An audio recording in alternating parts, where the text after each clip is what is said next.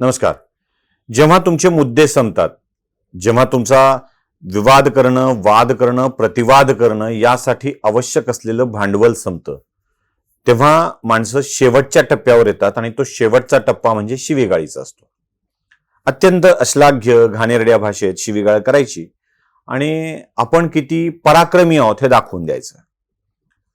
हा विषय सामान्य माणसापासून ते अगदी पंतप्रधान पदापर्यंतच्या, राष्ट्रपती पदापर्यंतच्या व्यक्तीवर टीका करणाऱ्यांना लागू होतो बरं का. अगदी सर्वसामान्य माणसापासून ते सर्वोच्च पदापर्यंतच्या माणसापर्यंत हा मुद्दा लागू होतो. म्हणजे कोणीही असंच अश्लाघ्य भाषेत टीका करत असतं, कारण मुद्दे संपलेले असतात. ज्या मुद्द्यांवर प्रतिवाद करावा ते संपलेलं असतं. मग आपण एका जबाबदार पदावर आहोत याचं भानच या लोकांना राहत नाही.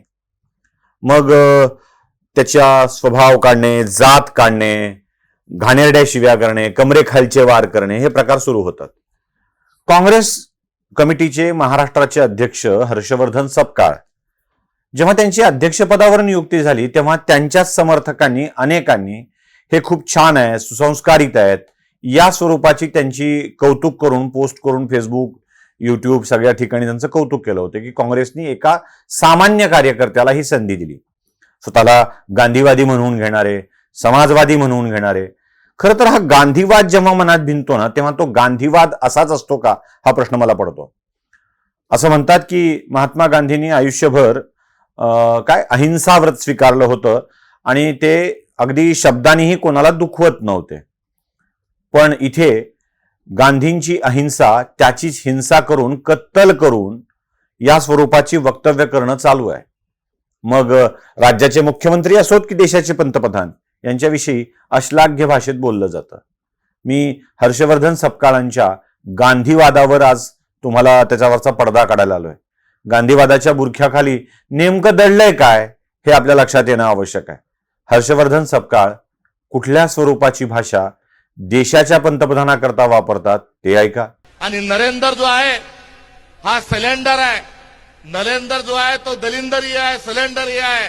आजपर्यंत हमने सुना था नमक हराम, मगर मोदी जो है वो कांदा हराम निकल गया. हरामखोर म्हणायचं, कांदाखोर म्हणायचं, बेईमान म्हणायचं, नालायक म्हणायचं का त्याला बोटल थिएटर घेऊन दाखवायचं, हा एक अत्यंत संतापजनक प्रश्न. हा जोपर्यंत दलिंदर पंतप्रधान पदाच्या खुर्चीवर आहे तोपर्यंत भारताचा कांदा कुणी आयात करायला तयार नाही. त्या हजारो लाखो लिटर डिझेल जे आहे हे बांगलादेशात चाललं.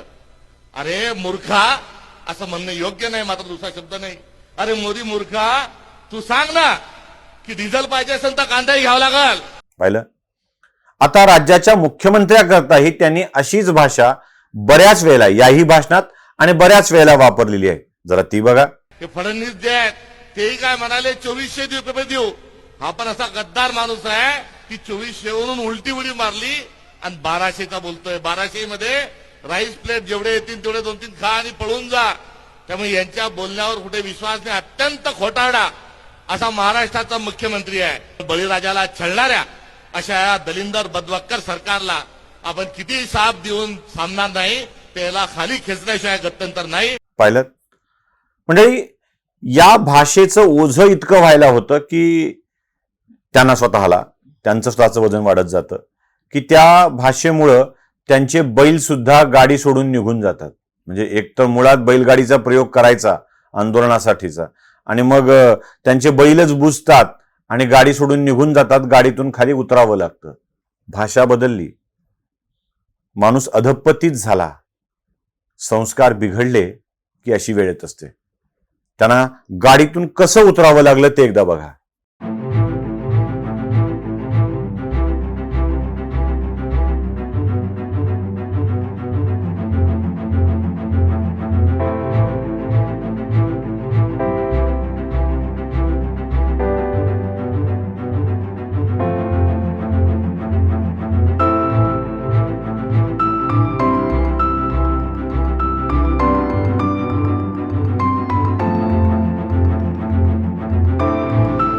पाहिलं, हे नुसतं गाडीतून उतरण्याचा विषयापुरतं मर्यादित नाहीये, एवढ्यापुरतं मर्यादित नाहीये.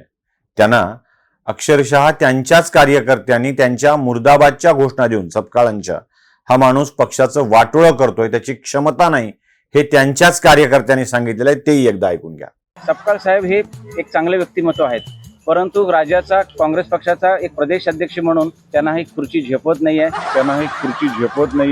त्यांना सक्षम नाही येत. कार्यकर्त्यांना व्यथा वेदना ऐकून घेण्यासाठी त्यांना वेळ नाहीये. पाहिलं म्हणजे हर्षवर्धन सपकाळ हे त्या काँग्रेसच्या अध्यक्षपदाच्या लायक व्यक्ती नाहीत असं त्यांच्या कार्यकर्त्याचं म्हणणं आहे, माझं नाही. म्हणजे उगाच तुम्ही मला असं धरू नका त्याच्यामध्ये की मी असं म्हणतोय, त्यांच्या कार्यकर्त्याचं म्हणणं आहे. अहो, तुमच्या असभ्य भाषेचं ओझं बैलाला सहन होत नाहीये, तुमच्या असभ्य भाषेचं ओझं तुमच्या कार्यकर्त्यांना सहन होत नाहीये, आणि तरीही तुम्ही वारंवार अशा स्वरूपाची भाषा वापरत आपलंच अज्ञान, आपले संस्कार का उघड करताय? या अशा उघड करणाऱ्या माणसांना त्यांच्या पक्षाकडून काही समज दिली जाण्याची शक्यता नाहीच आहे. कारण हर्षवर्धन सपकाळ आपल्याच नेत्यांची री ओढतायत. तिकडे राहुल गांधी, मल्लिकार्जुन खरगे आणि हर्षवर्धन सपकाळ या तिघांची लाईन एकच आहे. मुळात हे तिघही अशा स्वरूपाची भाषा वापरतायत. त्याचं कारण आहे मंडळी, मुद्दा संपलाय. मला हर्षवर्धन सपकाळांनी काय बोललं हे सांगून सपकाळांच्यावरती टीका करायची नाही, पण लक्षात ठेवा, जेव्हा आपण हतबल होतो, जेव्हा आपल्या हातात काहीच उरत नाही, तेव्हा या स्वरूपाची भाषा वापरली जाते.